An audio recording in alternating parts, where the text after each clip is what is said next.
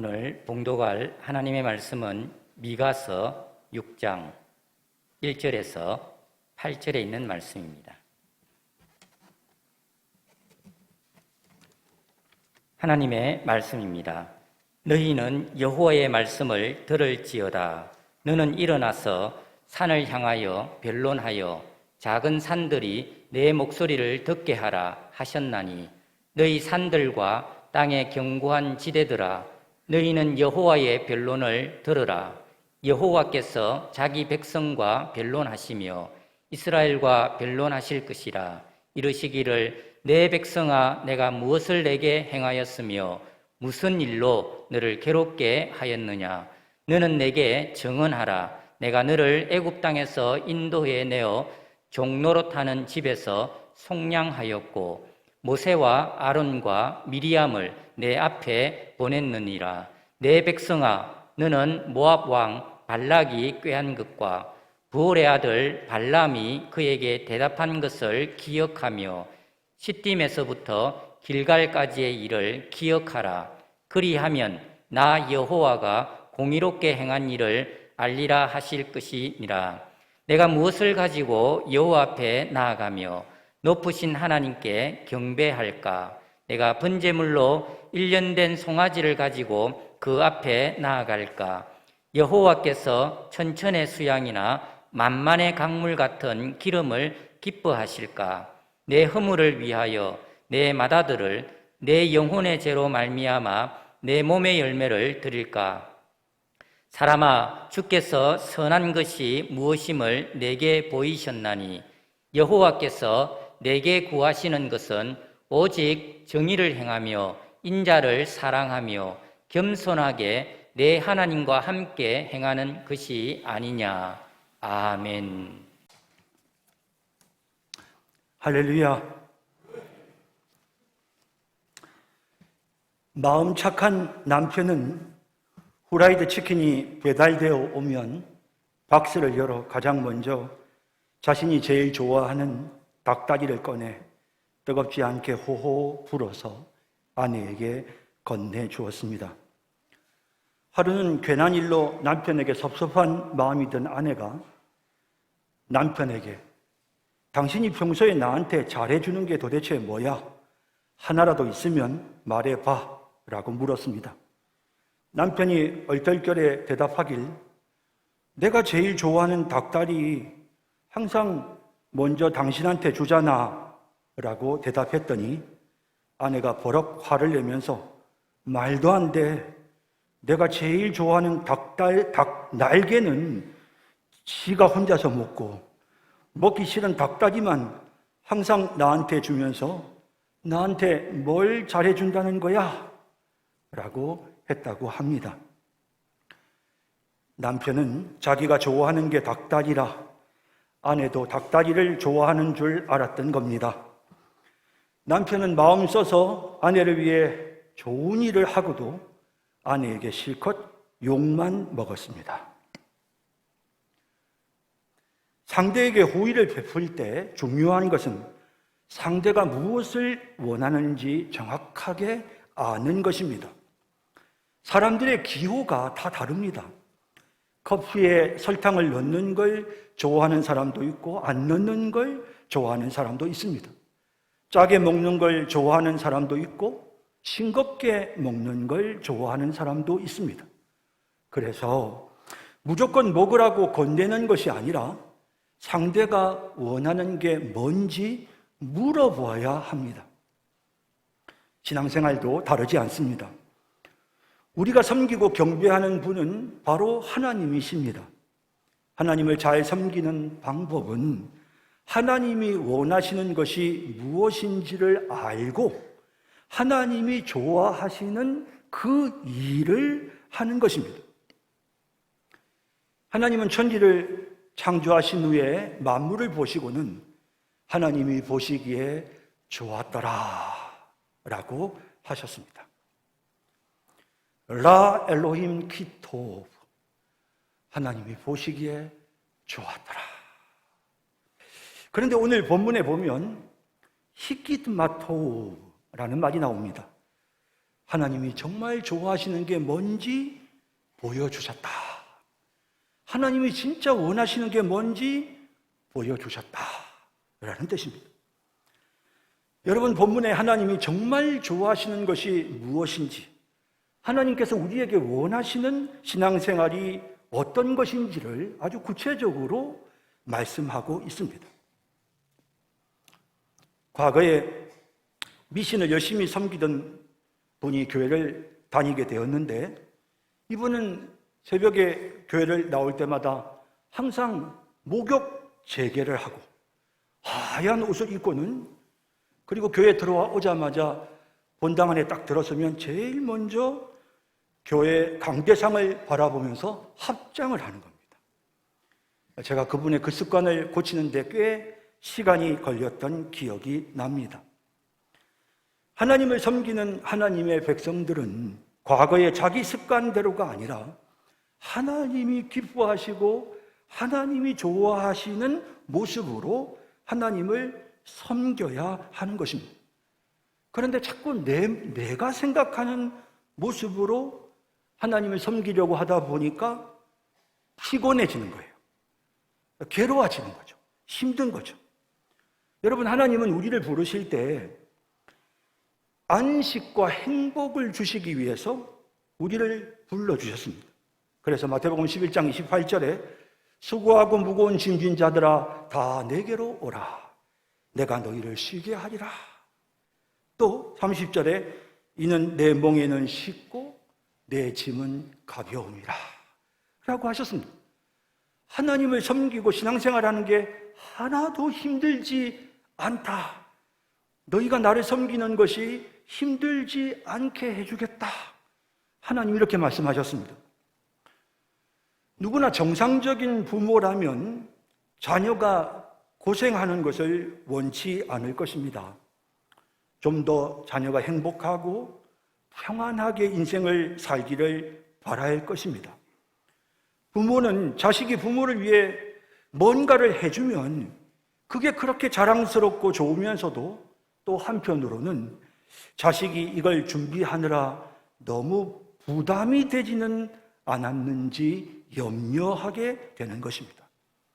하나님은요, 우리가 하나님을 위해 너무 애쓰는 것을 원치 않으십니다. 그런데 오늘 본문을 보면 이스라엘 백성들이 하나님을 섬기는 게 힘들어요. 저 하나님 섬기는 게 너무 괴로워요 라고 말합니다. 하나님은 그걸 원치 않으시는데 이스라엘 백성들이 그렇다고 하니까 하나님이 도대체 내가 너희를 어떻게 괴롭혔니? 내가 도대체 너희를 어떻게 힘들게 했니?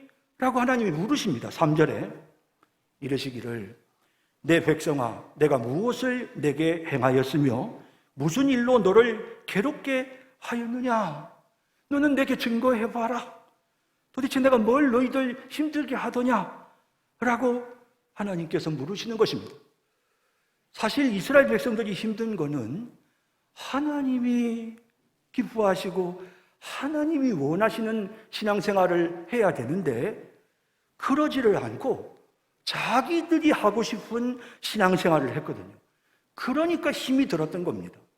그래서 오늘 본문에 보면 하나님은 진짜로 하나님이 원하시는 신앙생활, 이야 진짜 보기 좋다, 내 마음에 쏙 든다 라고 말씀하시는 하나님이 원하시는 신앙생활의 모습이 어떤 것인지를 구체적으로 오늘 본문에서 말씀하고 있습니다. 자, 이제 본문을 살펴보면서 하나님이 원하시는 신앙생활은 어떤 것인지를 생각해 보겠습니다. 첫째, 나를 내세우지 않고 하나님의 은혜를 기억하는 것입니다. 여러분, 본문을 보면 이스라엘 사람들이 하나님을 섬기는 것이 왜 괴로웠는지 이유가 나옵니다. 오늘 본문 6절, 7절에 보면 내가 무엇을 가지고 여호와 앞에 나아가며 높으신 하나님께 경배할까? 내가 번제물로 1년 된 송아지를 가지고 그 앞에 나아갈까? 여호와께서 천천의 순양이나 만만의 강물 같은 기름을 기뻐하실까?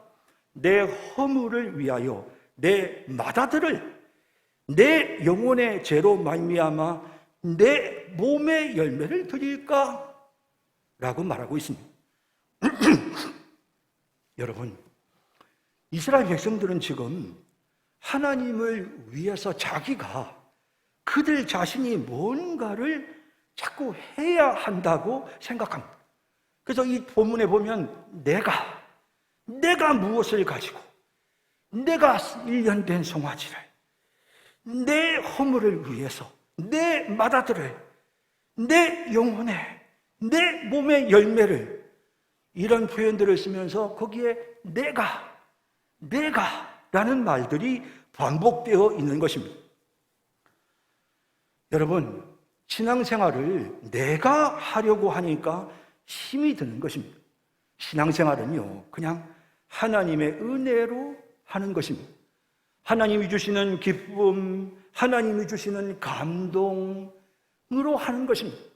하나님이 주신 그 은혜에 대한 감격이 넘쳐서, 한량없는 은혜에 대한 그 감격이 넘쳐서 나도 모르게 자연스럽게 충성하고 자연스럽게 하나님을 섬기는 것. 이게 신앙생활이거든요. 하나님은 우리가 이런 신앙생활을 하기를 원하시는데 자꾸 인간의 생각으로 자기 의의를 따라서 내가 자기 의의를 자꾸만 세우는 이런 신앙생활을 하려고 하니까 힘이 드는 겁니다. 로마서 10장 2절 3절에 내가 증언하노니 그들이 하나님께 열심히 있으나 올바른 지식을 따른 것이 아니니라. 하나님의 의를 모르고 자기 의를 세우려고 힘써 하나님의 의에 복종하지 아니하였느니라 라고 말씀하고 있습니다. 자기 의를 세우려고 하니까, 자기 공로를 세우려고 하니까 힘이 드는 것입니다. 여러분, 그래서 하나님은 이스라엘 백성들에게 어떻게 말씀하시느냐 하면 그런 거 하지 말고 내가 이런 거 하지 말고 하나님이 지금까지 나에게 어떻게 해주셨지? 하나님이 내게 무엇을 해주셨지? 하나님이 지금까지 내게 해주셨던 걸 기억하라는 것입니다. 뭘 하려고 하지 말고 하나님이 나에게 무엇을 해주셨는지를 기억해라 이런 말씀이 나오는 것입니다. 자, 본문 4절 5절 보실까요? 내가 너를 애굽 땅에서 인도해내어 종로로 타는 집에서 속량하였고, 자, 하나님이 뭘 기억하라고 하시냐면 너희가 과거에 애굽에 종되었었는데 내가 너희를 건져내고 구원한 거 그거 기억해라. 한번 기억해봐. 너 그때 어떻게 살았는지 한번 생각해봐. 얼마나 하나님께서 큰 은혜를 베푸셨는지 생각해봐. 죄를 따라 살고 사단의 권세 아래 매여 살고 지옥의 형벌을 받을 수밖에 없었던 나를 하나님이 불러서 구원해 하나님의 자녀 삼아 주신 이 은혜 한번 기억해봐. 생각해봐.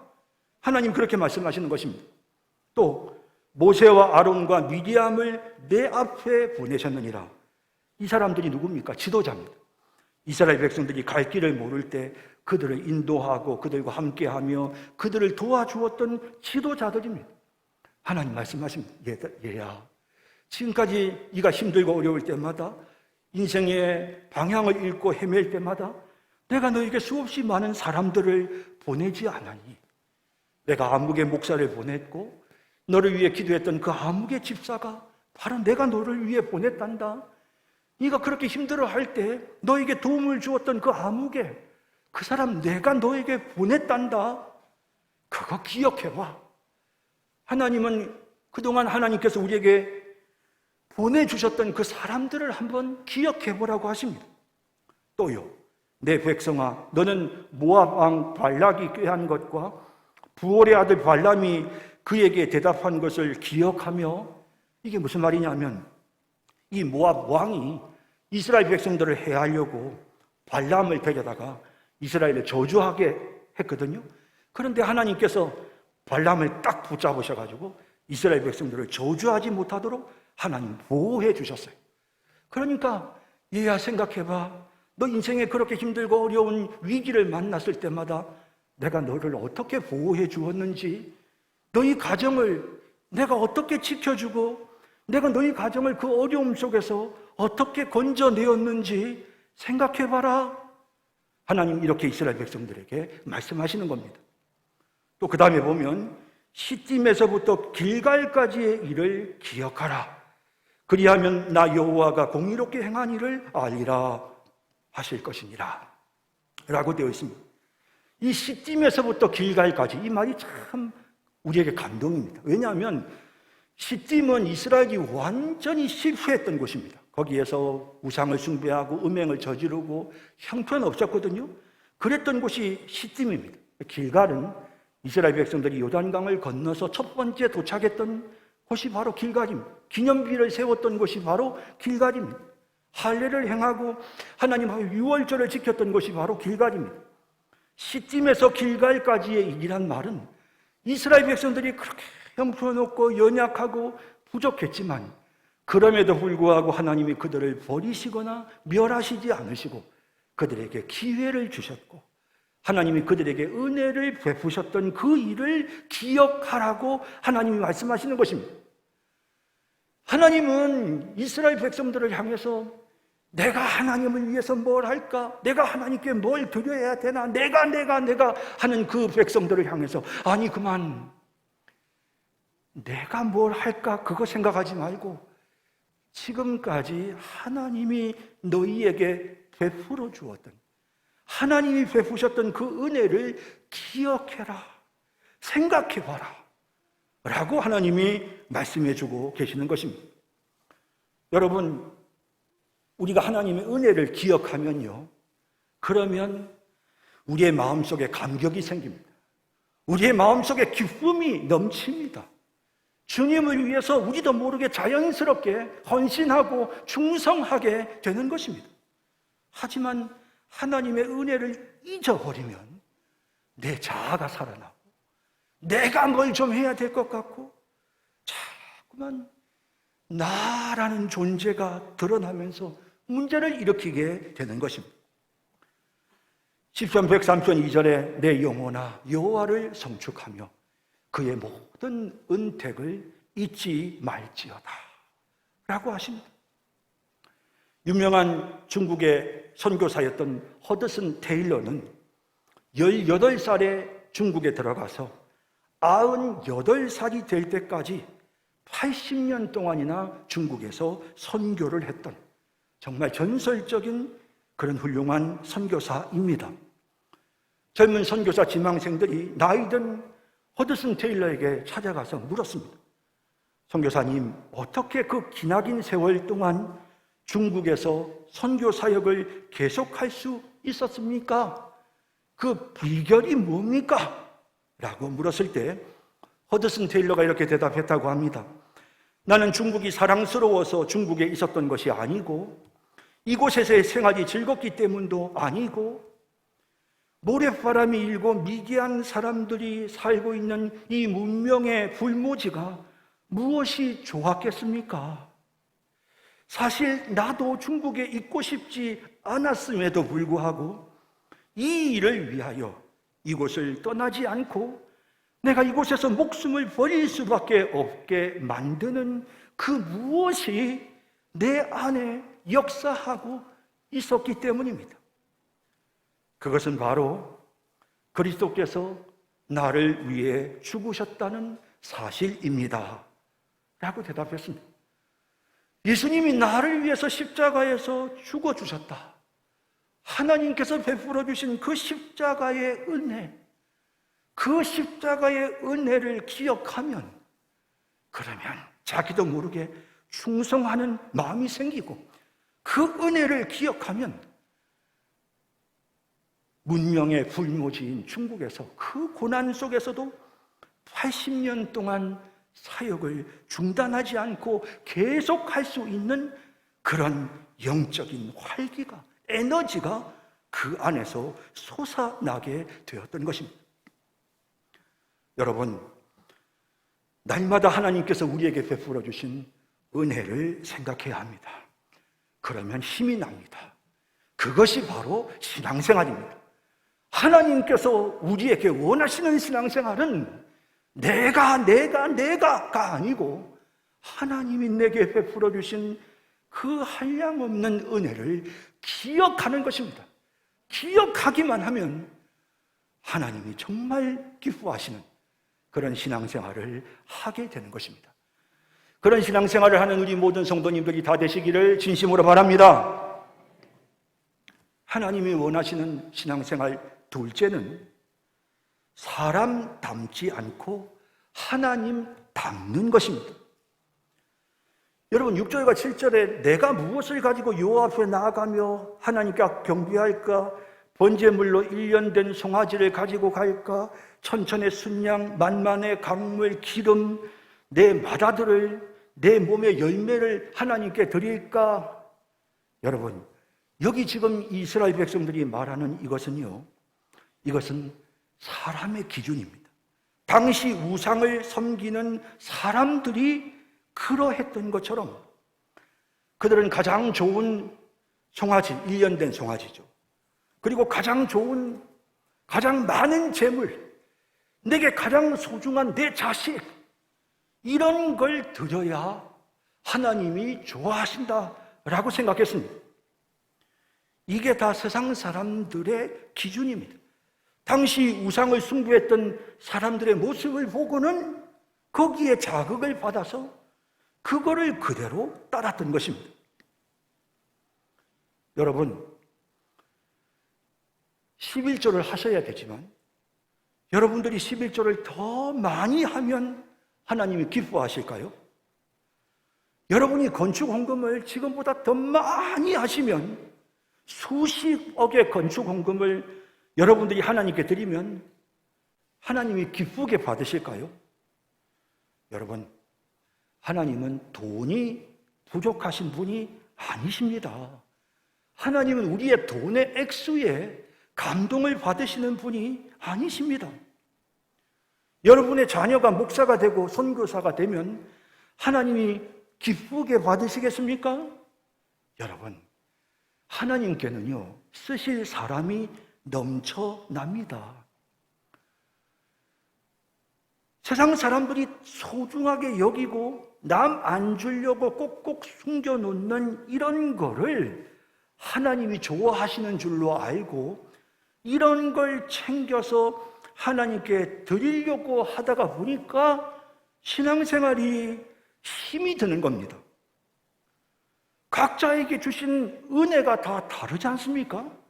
그냥 내게 주신 은혜대로 내 할 만큼만 하면 되는데 자꾸 다른 사람들을 의식을 하고 그러다 보니까 고달프고 힘든 겁니다.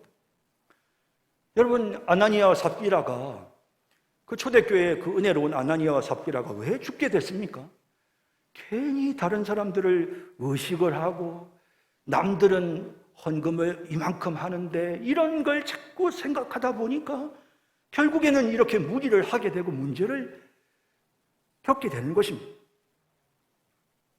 여러분, 사람들이 어떻게 하든지 그런 거 신경 쓰지 말고요. 그냥 우리는 하나님께서 우리를 이끄시는 대로 하면 됩니다. 자, 여러분, 우리가 사람의 모습을 따르려고 하지 말고요. 하나님의 모습을 따르려고 해보세요. 하나님은 공의로우시고 사랑이 많으신 분입니다. 그 하나님의 모습을 그냥 우리가 따라가면 됩니다. 하나님이 정말 우리에게 원하시는 신앙생활은 이겁니다. 하나님은 우리에게 공의와 사랑을 원하세요. 자, 여러분, 오늘 본문에서는 그것을 정의와 인자다라고 그렇게 번역했습니다. 하나님의 성품이죠. 8절에 보시죠. 사람아, 주께서 선한 것이 무엇임을 내게 보이셨나니 여호와께서 내게 구하시는 것은 오직 정의를 행하며 인자를 사랑하며. 여러분, 이 미스타프와 헤세드, 이 정의와 인자라는 이 단어, 이거 하나님의 성품입니다. 여러분, 여기 나오는 이 정의가 뭔지 9절 이하에 쭉 설명이 되어 있습니다. 그게 뭐냐면 저울의 눈금을 속이지 않는 것입니다. 부당한 방법으로 돈을 벌지 않는 것입니다. 다른 사람들에게 피해를 입히지 않는 것입니다. 이게 미스타프, 정의입니다. 하나님은 정의로우신 하나님이십니다. 하나님이 진짜 우리에게 원하시는 것은 정의롭게, 반듯하게, 바르게 살아가는 우리의 모습입니다. 뇌물을 거절하고, 편법을 거절하고, 반듯하고, 바르게, 다른 사람들에게 해를 입히지 않고, 반듯하고, 바르게 살아가는 것입니다. 그리고 이 헤세드는 뭡니까? 이거는 자비, 사랑, 친절, 긍휼, 용서, 이해, 정말 다른 사람들을 배려하고 다른 사람들을 돌보는 그런 모습입니다. 하나님이 우리에게 그렇게 하셨잖아요. 하나님의 그 정의와 하나님의 사랑. 우리가 하나님을 기쁘시게 하는 방법이 뭐냐면 하나님의 모습을 그냥 우리가 따라가면 됩니다. 하나님의 모습처럼 이 땅에 살아가는 동안 바르게 사세요.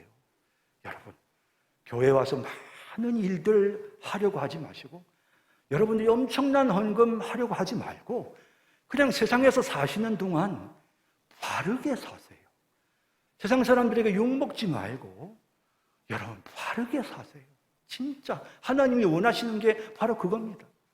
다른 사람들 눈에 피눈물 내지 말고, 다른 사람들에게 상처 주지 말고, 사람들을 따뜻하게 대하고, 사람들을 배려하고, 사람들을 아끼고, 소중히 여기고, 존중하고, 이웃 사람들에게 그렇게 대하면서 여러분 사시는 것, 그게 바로 하나님이 우리에게 원하시는 신앙생활입니다. 하나님이 우리에게 그렇게 보여주셨잖아요. 정의와 사랑을 보여주셨잖아요. 그러니까 우리가 그 하나님을 따라서 그렇게 살아가면 되는 것입니다. 오늘날 한국교회 성도들이 세상 사람들로부터 인정을 못 받아요. 왜 그럴까요? 교회에서 일은 많이 해요. 교회에서 뭐 엄청 봉사도 열심히 하고, 막 교회에서 뭐 이것저것 되게 일들을 많이 하는 것 같아요. 또 교회 헌금도 많이 해요. 그런데 정작 자신이 살아가는 삶의 현장에서 반듯하고 바르게 정직하게 살지 못하고 다른 사람들에게 상처 주고 아픔을 주고 그렇게 산단 말이에요. 그렇게 사니까 자꾸 세상 사람들로부터 손가락질 받고 하나님이 이런 모습을 기뻐하지 않으시는 것입니다. 성도 여러분, 하나님이 원하시는 신앙생활은 정직하게 사는 것입니다. 반듯하게. 여러분 별로 어렵지 않죠? 그냥 바르게, 반듯하게. 여러분 뭐 엄청난 일 교회에 와서 하려고 하지 마시고 그냥 여러분들의 삶의 현장에서 바르게 사세요. 정직하게 사세요. 그리고 정말 사람들을 배려하고 용서하고 친절하게 사세요. 그렇게 살아서 하나님 마음에 쏙 드는, 하나님이 진짜 좋아하시는 그런 신앙생활하는 우리 모두가 되기를 진심으로 바랍니다.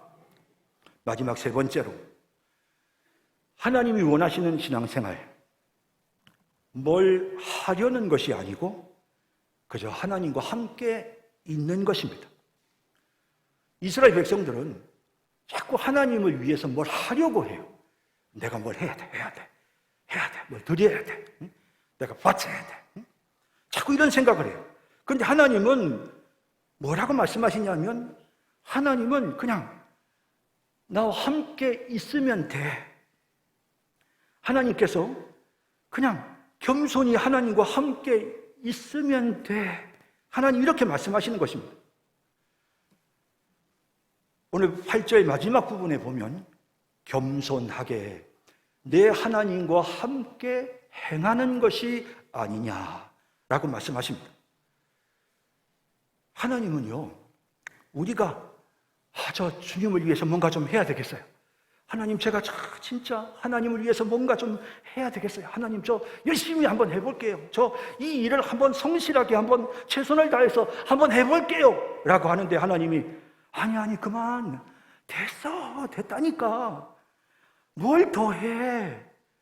그저 다 나에게 맡기고 그냥 너는 내 곁에서 내 곁에 가만히 있으면 돼. 하나님 이렇게 말씀하시는 것입니다. 이 함께 행한다는 말은 그냥 나와 같이 걸어가자. 넌 내 옆에 딱 붙어가지고 나랑 같이 걸어가자. 그런 뜻인 것입니다. 그래서 미가 선지자는 이어지는 7장에서 이런 하나님의 뜻을 깨닫고 이렇게 고백합니다. 7장 7절에 오직 나는 여호와를 우러러보며 나를 구원하시는 하나님을 바라보나니. 오직 하나님을 우러러보고 하나님만 바라보는 것입니다. 여러분, 하나님은요 진짜 임마누엘 하나님이십니다. 임마누엘이 무엇입니까? 하나님 우리와 함께 하시는. 하나님은 두려워 말라, 놀라지 말라, 내가 너와 함께 함이니라, 내가 너와 함께 함이니라, 내가 너를 도와주리라, 참으로 나의 의로운 오른손으로 너를 붙들리라. 하나님이 진짜 우리에게 원하시는 것은 우리와 함께 하시는 것입니다. 예수님은요, 성자 예수님은요, 볼지어다 내가 세상 끝날까지 너희와 항상 함께 있으리라. 성령은요, 성령 하나님은요, 내가 너희에게 보혜사를, 너희를 고아와 같이 버려두지 아니하고 보혜사를 보내줄 테니 보혜사가 너희와 영원히 함께 있으리라. 성부, 성자, 성령 하나님이 정말 우리에게 원하시는 것은 우리와 함께 있는 것입니다. 가만히 좀 내 옆에 있어. 가만히 좀 내 옆에 있으라니까. 하나님이 그렇게 말씀하시는 겁니다. 여러분, 다윗은 일평생 동안 이런 하나님을 경험하고 시편 131편에서 이렇게 고백합니다. 여호와여, 내 마음이 교만하지 아니하고 내 눈이 오만하지 아니하오며 내가 큰 일과 감당하지 못할 놀라운 일을 하려고 힘쓰지 아니하나이다. 뭘 하려는 마음 다 내려놨어요. 보세요. 나 아무것도 안 할 거예요, 하나님. 그리고요, 실로 내가 내 영혼으로 고요하고 평온하게 하기를 젖된 아이가 그의 어머니 품에 있음 같게 하였나니 내 영혼이 젖된 아이와 같도다. 실컷 젖을 빨고 난 다음에 배가 부른 가난 아기가 엄마 품에서 새끈새끈 잠이 든 그 모습을 다윗은 자신의 영혼이라고 표현하고 있습니다. 나는 그냥 주님 품에 딱 붙어만 있을 거예요. 저 주님 곁에 딱 붙어만 있을게요. 저 가만히 붙어만 있으면 되죠. 저 가만히 붙어만 있을게요. 이렇게 말해요. 저 아무것도 몰라요. 저 아무것도 안 할게요. 저 할 줄 몰라요. 가만히 붙어만 있을게요. 지금 그런 고백을 하는 것입니다. 매 순간 인생의 힘든 고비 때마다 다윗은 똑같은 반응을 보입니다. 시편 62편 5절 6절에 나의 영혼아 잠잠히 하나님만 바라라.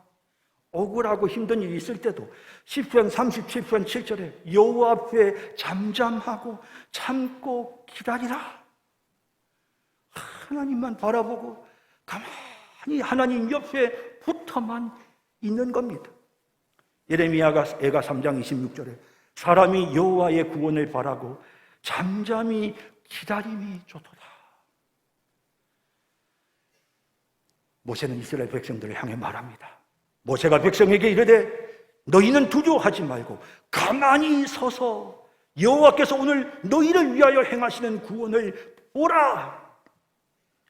가만히 서서 보라. 가만히 있을지어다 라고 말씀하시는 것입니다. 이제 말씀을 맺겠습니다.